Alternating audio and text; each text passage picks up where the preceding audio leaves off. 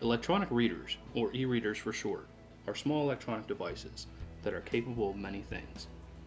They range in size from a device comparable to a cell phone to the size of a legal pad. Many manufacturers are building these small devices, while other companies are supporting the books.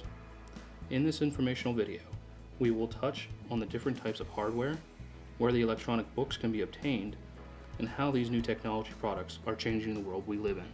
There are many devices on the market that are capable of displaying information. In this section, we will be listing the major e-reader devices on the market. The Amazon Kindle is a self-contained e-reader device that is designed to be used by anyone at any location in the world. The Kindle comes with 3G cellular data service on most models, which allows the consumer to purchase, update, and review books on the device at any time. The unique feature of the Kindle is that the 3G data service is included at the time of purchase of the device and is not a subscription plan. The device is completely self-contained and neither a computer or other internet service is required to use the Kindle. The Kindle uses the e-ink technology that is, quote, a display that possesses a paper-like high contrast appearance, ultra-low power consumption, and a thin, light form. It gives the viewer the experience of reading from paper while having the power of updatable information, end quote. Most bookstores have noticed that the electronic book is becoming the future. Barnes & Noble has expanded their book-selling market to the electronic world by offering their Nook e-reader device. The Nook has a few of its own features that make it more appealing to e-reader customers than other devices on the market. The Nook utilizes an e-ink screen for the text of the e-book and is just as easy to read as the Amazon Kindle or Sony reader. The Nook has a 3.5-inch touchscreen color LCD display at the bottom of the device. The Nook is controlled from here. The screen can change from a keyboard to a web browser or any other type of input that's necessary. This color LCD display also shows cover art of the books that are available to be purchased or already in the consumer's library. The Apple iPad is an LCD color touchscreen device that can do many things. In this presentation, we will only be covering the electronic books, reading capabilities, and any features that are associated with reading. The biggest difference between the Apple iPad and any of the other devices we have spoken about so far is the fact that the iPad has a color screen. In comparison to other e-reader devices, the iPad is not as easy to read in direct sunlight and does not look like an actual printed paper. However, the iPad has applications on it that allow the user to flip through the book pages in a richer, user-friendly environment. Now that we know about the devices, let's find out about the book services. Amazon.com offers over 630,000 electronic books, with over 510,000 of those books for less than $10 a piece. Amazon also offers 1.8 million titles that are out of copyright that were published before 1923. The Amazon service is unique in that they have a service called WhisperSync. This service allows the Amazon user account to be on multiple devices at one time. What this means is that a person that has one or more of these devices, including a Kindle, is able to read content on one device and then pick up another device and continue reading where they left off. The Barnes & Noble e-bookstore is very similar to that of the Amazon's e-bookstore.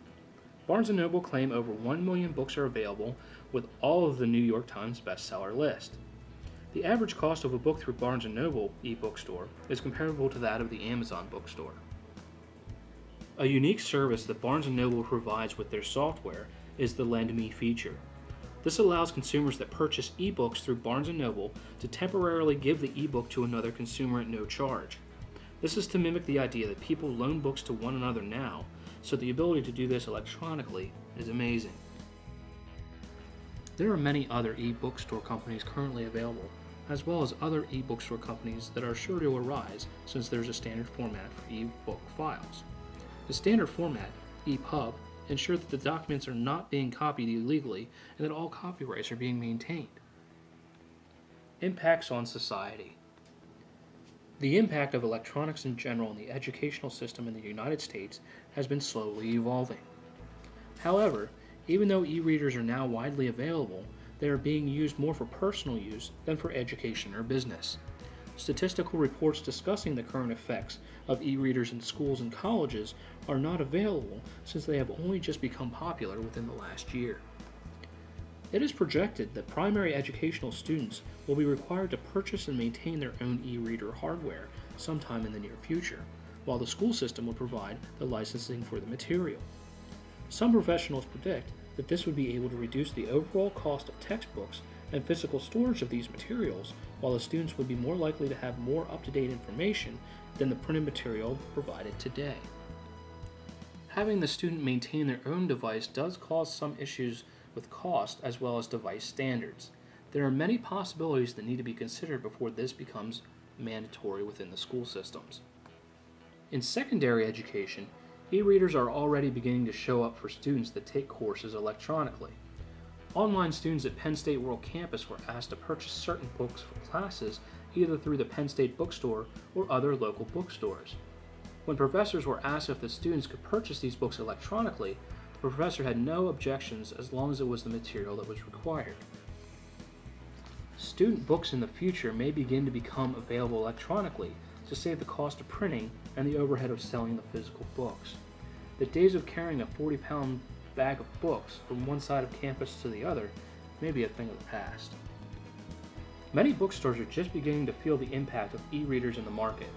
It is in most urban areas such as Philadelphia, Los Angeles, New York, and Boston, where space is limited and consumers are not looking to store books in their homes, that e-readers are becoming extremely popular.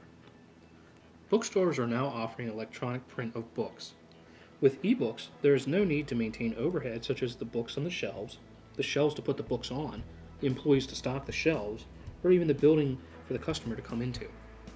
The service of electronic books may be more cost-effective and easier to sell from a retailer perspective, but this will most likely cause the companies such as Borders, Books A Million, and Barnes & Noble to cut back inventory, staff, or even locations across the country. The future of the bookstore may very well follow the path already laid by the music industry. We may find that if bookstores are to survive, they will need to adapt and cater more to services and supporting of electronic devices rather than focusing just on the printed book. Youth in America has been sucked into video games and television and does not read as much as they used to. Hopefully with e-reader technology, the ease of use and the ability to read wherever you are will encourage more people to pick up an e-book and start reading.